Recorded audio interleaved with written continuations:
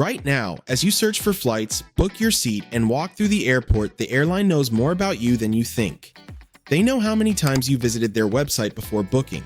They know which seat you almost picked before switching. They know if you're a nervous flyer. They know if you're traveling for a funeral. And they use every single piece of that information to make sure you pay more, complain less, and never find out what's really happening behind the scenes. I'm not talking about conspiracy theories. I'm talking about documented, confirmed industry practices that airlines have quietly built into their systems over the past decade. And in 2026, with AI now deeply embedded in how airlines price, monitor, and manage passengers, these secrets are more powerful than ever. In this video, I'm breaking down 10 things airlines are actively doing right now that they hope you never find out. Number 7 in particular is the one that made me genuinely angry when I looked into it. Stay with me. Quick thing before we start, if nobody has told you this stuff before, that's exactly why this channel exists. Hit subscribe and the notification bell so you never miss a video. I post every 2 days and every single video is built to save you money, stress, and surprises at the airport. Alright, secret number 1, dynamic pricing watches your behavior. Here is something airlines will never say out loud in a press release or an ad.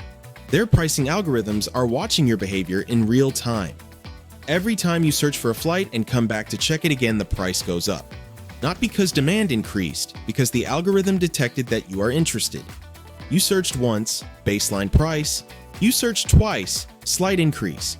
You came back a third time. Now it knows you want this flight, and it adjusts accordingly. This is done through cookies and cached data in your browser. The system sees your return visit as a buying signal and treats it the same way a car salesman treats someone who keeps coming back to look at the same car. The fix is simple and it works. Always search for flights in a private or incognito browser window every single time. Clear your cookies before searching on a new device. And if you find a price you're happy with, book it immediately. Don't sleep on it, don't come back tomorrow. That hesitation is exactly what the algorithm is waiting for. Secret number 2. Your seat is a data point. When you choose your seat on a flight, you think you're just picking where to sit. The airline thinks something completely different. Your seat selection is a data point in their passenger profiling system. Did you immediately go for the emergency exit row? They flag you as an experienced, confident traveler. Did you pick a middle seat in the back without hesitation? They note you as a price-sensitive traveler. Did you spend 8 minutes on the seat map before choosing? Their system logs that as anxious or indecisive behavior. This data feeds into how they target you with upsells. The confident traveler gets served upgrade offers. The price-sensitive traveler gets baggage fee bundles. The anxious traveler gets travel insurance pop-ups. None of this is accidental. It is a deliberate, automated system designed to extract the maximum amount of money from each type of traveler. Knowing this doesn't mean you should game the system, but it does mean you should be aware that every choice you make on their website is being recorded and used against you commercially. Secret number 3. Overbooking is intentional and legal. This one most people have heard of, but very few people understand how deep it actually goes. Airlines deliberately sell more tickets than there are seats on the plane. Not by accident, not as an error. As a calculated business strategy backed up by decades of historical no-show data. Their algorithms predict with remarkable accuracy exactly how many people will miss their flight, cancel last minute, or simply not show up for any given route on any given day. And they sell that exact number of extra seats to make sure the plane is always completely full. When the math works, and it usually does, nobody notices and the airline makes more money. When the math goes wrong, and it does sometimes, passengers get bumped. Here is what most people do not know. If you are involuntarily bumped from a flight, meaning you did not volunteer, you are legally entitled to compensation of up to 400% of your one-way ticket price under U.S. Department of Transportation rules. Not a voucher, not future flight credit. Cash, real money. Airlines count on you not knowing this and accepting a $200 voucher when you're actually owed $800. Next time you're at a gate and they ask for volunteers before you raise your hand, ask the gate agent what the compensation is. Ask if it can be cash instead of a voucher. Ask when the next available flight is. Then make an informed decision, not a rushed one. Secret number 4. Bereavement. Fares are nearly extinct for decades. Airlines offered something called a bereavement fare, a discounted ticket for travelers who needed to fly urgently due to the death or serious illness of a family member. It wasn't a huge discount, but it was an acknowledgement that some travel is not a choice, it's an emergency. Most major US airlines have quietly eliminated or severely restricted bereavement fares, and the ones that still technically offer them often require documentation, have booking restrictions that make them hard to use, and in many cases are not actually cheaper than a last-minute fare bought directly. Here is what actually works when you need to fly urgently for a family emergency. Call the airline directly, not the website, not an app, a human agent. Explain the situation clearly and calmly. Many airlines have unpublished compassionate policies that agents can apply to waive change fees, hold a fare while you confirm details, or occasionally offer a discounted rate. These policies exist. They are just never advertised, because advertising them would mean more people would ask. Secret number 5. Your frequent flyer miles are losing value. If you have a frequent flyer account with miles or points sitting in it right now, I need you to pay attention to this one. Airlines have the legal right to devalue their miles programs at any time, with little to no advance notice, and they do it regularly. A ticket that cost 25,000 miles 3 years ago might now cost 40,000 miles for the exact same route. They do not send you an email that says, "Hey, your miles are now worth 30% less." They just quietly update the redemption chart and count on the fact that most people don't track their miles closely enough to notice. In 2024 and into 2026, multiple major airline programs have shifted to dynamic award pricing, meaning the miles cost for a reward seat now fluctuates just like cash ticket prices do, which makes your miles harder to value, harder to plan around, and much easier to quietly devalue without you realizing. The move? Use your miles. Don't hoard them. Every month they sit in your account, they are losing purchasing power, and the airline is perfectly fine with that. Secret number 6. Basic economy is designed to frustrate you. Basic economy fares were not created to give you a cheaper option. They were created to make the next tier up look reasonable by comparison. This is a classic pricing psychology strategy called anchoring. You see a $79 basic economy ticket. Then you see a $129 main cabin ticket that includes a seat selection, a carry-on, and flexibility. Suddenly, $129 feels like a good deal, even though $129 was always the real price. The $79 was the bait. The restrictions on basic economy are deliberately designed to be annoying enough that a significant percentage of people who buy them end up upgrading anyway, either at booking, at check-in, or at the gate. Airlines know the conversion rate of basic economy buyers to upgraders to the dollar. It is not an accident. It is a funnel. If you're going to fly basic economy, commit to it completely. Personal item only, no changes, no complaints. Or skip it entirely and book the next tier up directly. You will likely spend the same amount either way. Secret number 7. They know if you're emotionally vulnerable. Okay, this is the one I mentioned at the beginning.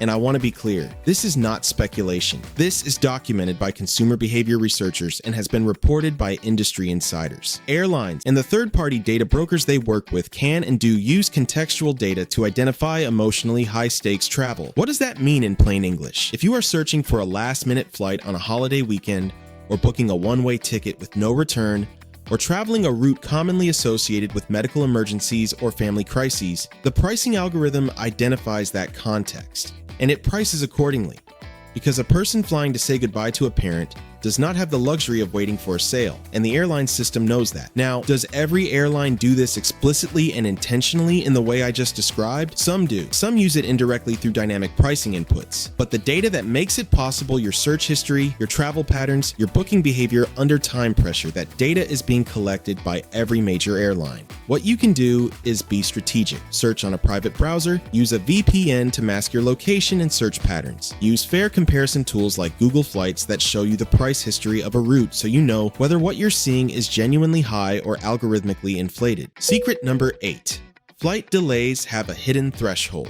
When your flight is delayed, the airline's internal teams are watching one number more closely than anything else: the 3-hour mark for domestic flights, the 4-hour mark for international flights. These are the thresholds at which passenger compensation and legal obligations kick in under US and international rules. And airlines structure their delay communications specifically to manage around these thresholds. You'll notice that delays are often announced in 30-minute increments: 1 hour delay, then another 30 minutes, then another 30 minutes. This is not coincidence. This is delay management. Announcing a 3-hour delay upfront triggers compensation obligations and gives passengers the right to rebook without fees. Announcing it in small increments keeps passengers at the gate less likely to rebook and technically below the threshold at each announcement. Here is what you need to know as a traveler. If your total delay reaches 3 hours domestically or 4 hours internationally, you are entitled to request a full refund or free rebooking regardless of how the airline communicated it. Track the delay time yourself. Screenshot every gate announcement with the timestamp, and if you hit that threshold, go to the counter and ask. Secret number 9. Your checked bag fee is pure profit. In 2023, U.S. Airlines collected over $7 billion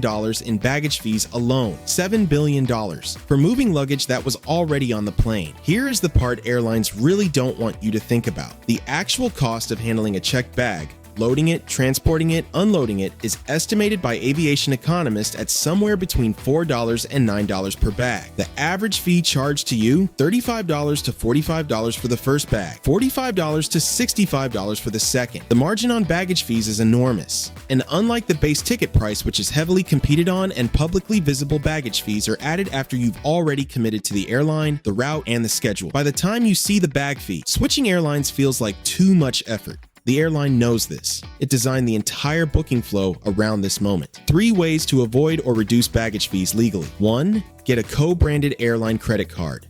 Almost all of them include 1 free checked bag per traveler. That benefit alone pays for the annual fee if you check a bag even twice a year. 2. Check your bag at the gate, not at check-in. When overhead bins fill up, airlines gate check bags for free. Arrive at the gate with your carry-on, and often they'll check it to your final destination at no charge. 3. Pack everything in a personal item. It takes practice, but it's completely doable for trips up to a week with the right packing strategy. Secret number 10. The upgrade list is not random. The last secret. And this one ends on something you can actually use immediately. When a flight has unsold business or first-class seats, airlines do not randomly pick economy passengers to upgrade. There is a precise algorithm-driven upgrade priority list, and the factors that put you higher on that list are not what most people assume. It's not about being nice to the gate agent. It's not about dressing well. It's not about asking at the right moment. The upgrade list is primarily driven by your frequent flyer status, the single biggest factor. How much you paid for your ticket, higher base fares rank higher. How early you checked in, early check-in signals, an engaged, reliable passenger. Whether you are traveling alone, single passengers are much easier to upgrade than groups because 1 seat is always available. And your overall lifetime value as a customer as tracked by the airline's CRM system. Here's what you can control starting today. Always check in the moment the window opens, usually 24 hours before departure. Book directly through the airline, not a third party. Third-party bookings often rank lower in upgrade priority. If you travel frequently on one airline, even occasional flying on one carrier beats spreading across 5 carriers with no status anywhere. And if you're traveling solo, know that you are statistically the most upgradable type of passenger. Mention it politely at the gate if seats are available. Not demanding, just aware. So there they are. 10 things airlines are actively doing right now that they hope you never find out. Let me give you the fast version one more time. 1. They track your searches and raise prices on return visits. Use incognito. Always. 2. Your seat choice is passenger profiling data. Now you know. 3. Overbooking is legal, intentional, and you have rights. Know your compensation before you volunteer. 4. Bereavement fares are mostly gone. Call a human agent instead. 5. Your miles are losing value every month. Use them, don't hoard them. 6. Basic economy is a psychological pricing trap. Commit fully or skip it. 7. They can identify emotionally high-stakes travel and price accordingly. Use private browsing and a VPN. 8. Delays are managed in increments to stay below compensation thresholds.